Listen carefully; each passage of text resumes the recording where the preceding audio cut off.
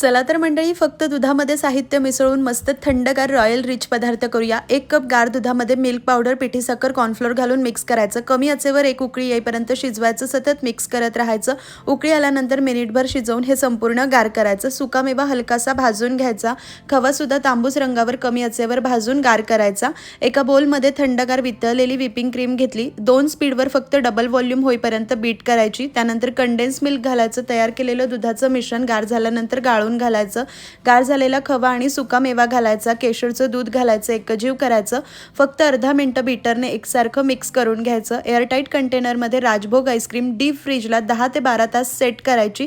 त्यानंतर सर्व करायची। अगदी 1000 रुपयांचं काम 100-150 मध्ये होतं। 15 ते 16 स्कूप तयार होतात।